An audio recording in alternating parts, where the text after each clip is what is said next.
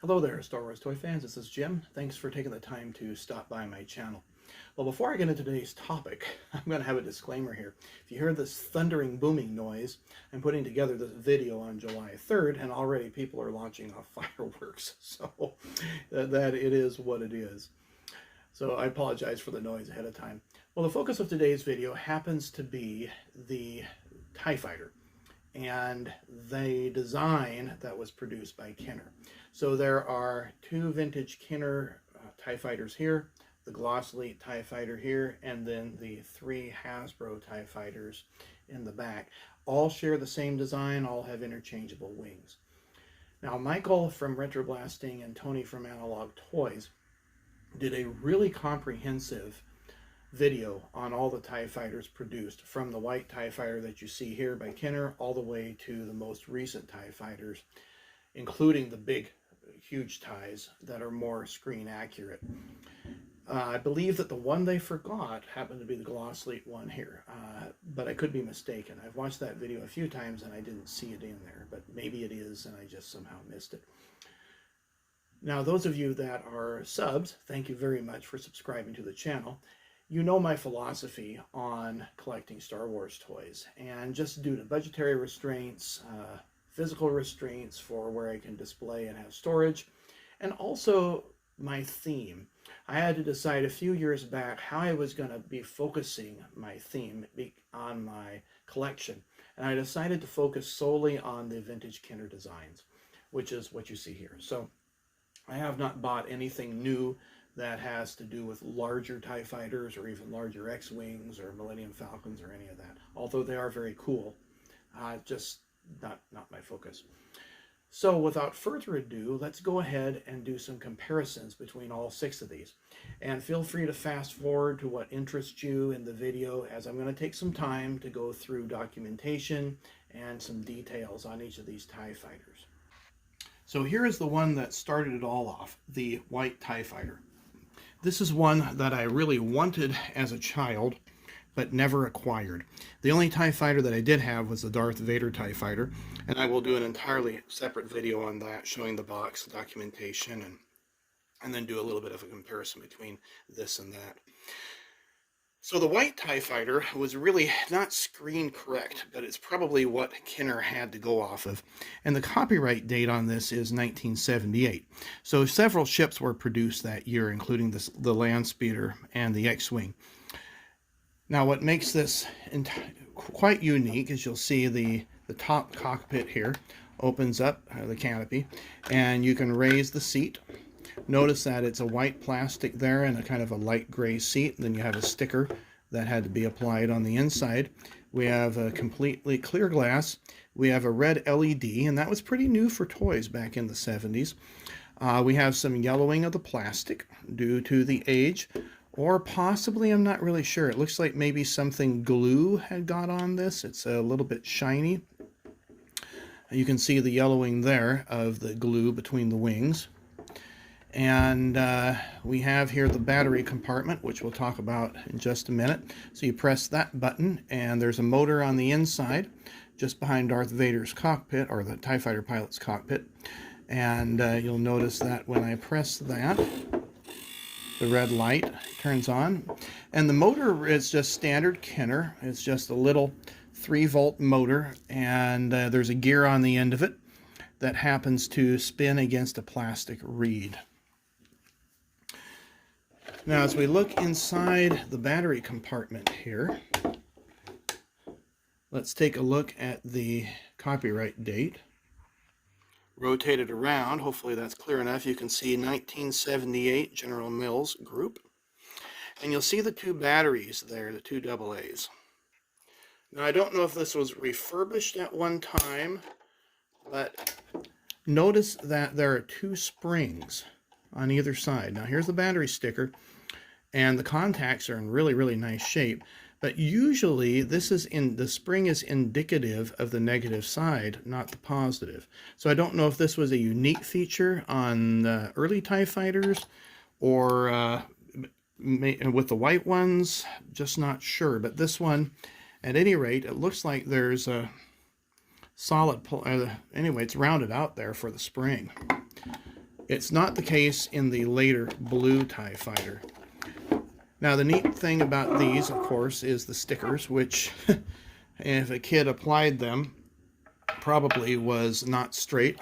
I don't know if these are reproduction stickers, maybe so, if these are the originals. I'm not too worried about that. It's a loose toy, and I think it looks great. Now, with all the TIE Fighters, they have ejecting wings. So you press the button here, and it shoots those off. And we'll go ahead and shoot that. And you'll notice it's got a little slot there. There is a hook on the inside. It's pretty simple, and it's just hinged, and there's a spring, and then that hook catches on the tooth right there on the wings. And like I said, all of these wings are interchangeable. If you decide that you want to try to restore yours, there are basically 8 screws, 2 here on each of the wing panels, 4 on the body. And you can take it apart and lubricate the motor, double check to make sure that the motor gear is attaching to the reed so it makes that buzz sound. Now let's take a look at the documentation. So here we have the TIE Fighter documentation. You can see where the batteries are stored. And then on this side, you can see where it shows ejecting the wing panels and so forth, and then putting Darth Vader into the open hatch. It says push the wings on exactly as shown until it snaps. You may have to push the release button slightly as you push the wings on. And then, since we're already here for the battle damaged one, the instruction sheet, and this is has a fold right in the middle of that, so you can see where it shows to put the stickers on, the battery compartment, which is essentially the same. And then turn this over here, and then you can see how it goes to attach the wing button. Pretty much the same instructions. And then it says, you know, in case of long play, this piece of the wing might come detached. It did so quite a bit with my Darth Vader TIE Fighter. Well, let's take a look at the battle damaged TIE Fighter. Now for the battle damaged, we're looking at a blue, which is, I guess, a little more screen accurate, but it's not really gray like the ones you see in the movie. On this one, now we have slots. So some light slots that light can get through. Same type of ejecting wing panels. Same type of stickers, only this time you can put on the battle damage. As a kid, I thought that was really hokey. You press the button here, and it does light up. It has a different motor sound. We'll do a comparison here in a bit. Open up the area for the battery compartment. Save some time with the video. And you'll notice now we just have a copper plate, no springs. So a little bit different than the 1978 version. And this one, instead of having a sticker, I don't know if the light's good enough to see that, but they have the battery, the direction imprinted on the plastic. Now the last of what I call the vintage TIE Fighters happens to be that produced by Glasslite out of Brazil. I did a separate video on this a while back, so I won't go into a whole lot of detail as I did there. But this was produced in 1988 in limited production. And these are reproduction directions, so I don't even think this is the original size. I think it's much larger than that, but that's really pretty much all you got. Everything's in Spanish. And again, this is the same mold, only this time we have no stickers on the wings. Oops, very sensitive trigger there. The wings are molded in kind of a dark gray plastic, and it's a very brittle plastic, whereas the 2 Kenner ones are much softer ABS. I would say this is styrene plastic. The same type of canopy opens up. Seat happens to come up and down. You have a black seat, and it's gray back here. It's really unique with the stickers that are on it.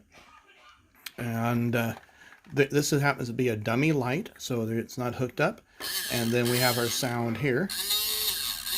And it's just a motor. Now let's compare all 3 motors. Okay, we'll start with the 1978,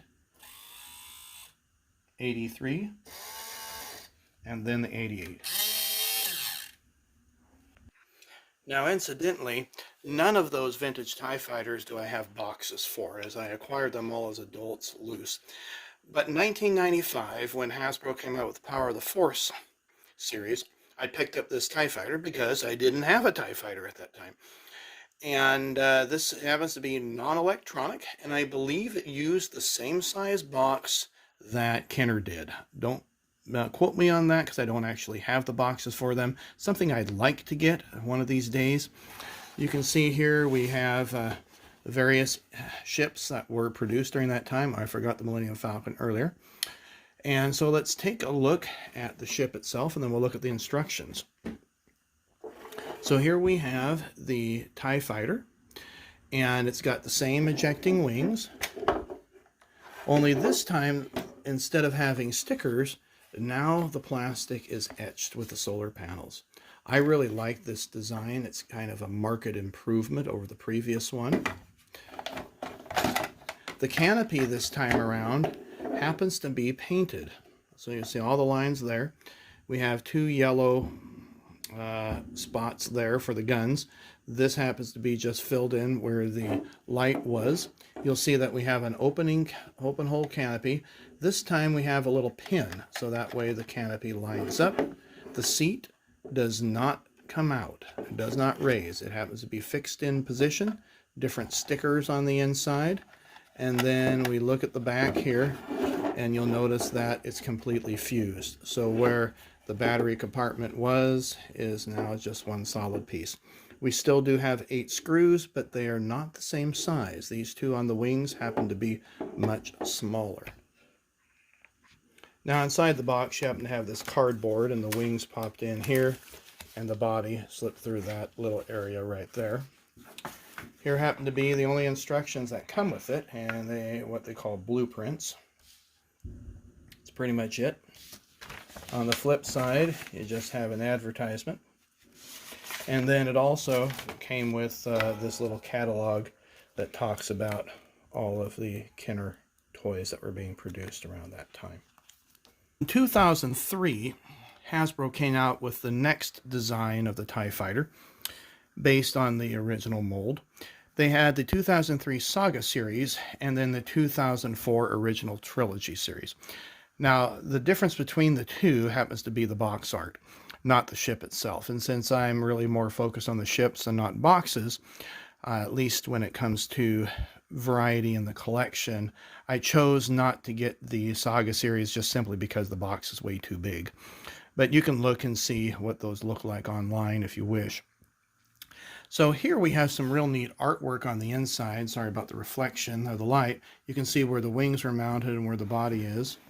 There's the end cap, and then we look on the back and you can see the various ships that are available and the features of the wing popping off.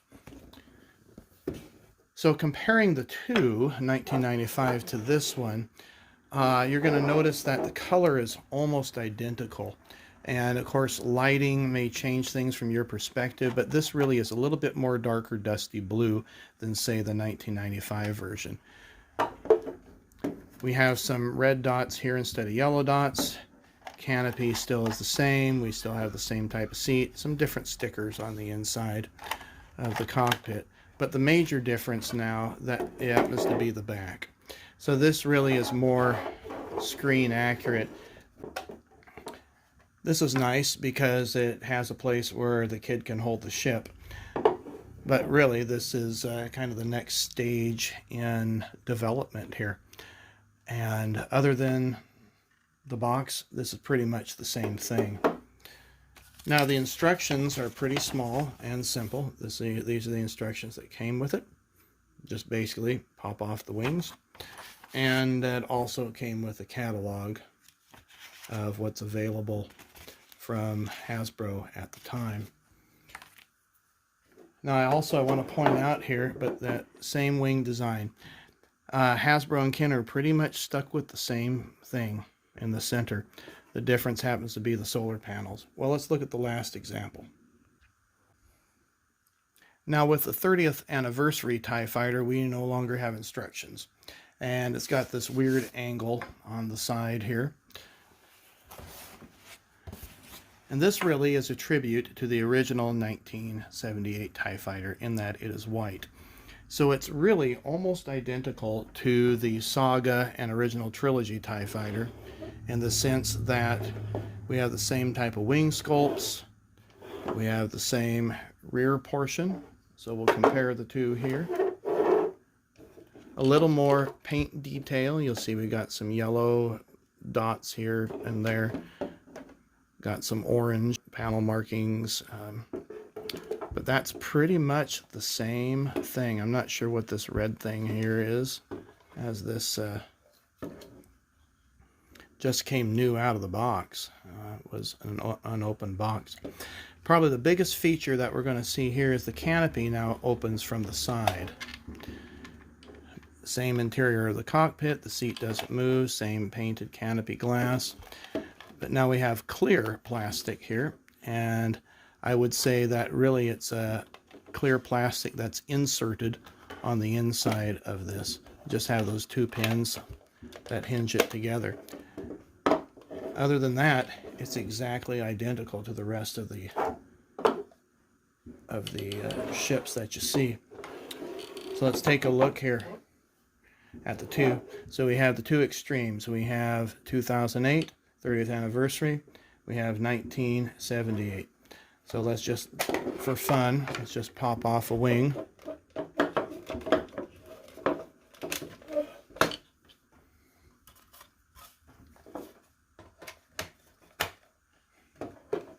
And you'll notice it fits right in. Same exact wing design, just different canopies. Well, I hope you enjoyed this video. It was a little long, but it was very thorough. If you have any questions or comments, please leave those in the section. If you're new to the channel, please feel free to subscribe and give it a thumbs up if you liked it. Take care, and we'll see you on a future Star Wars video.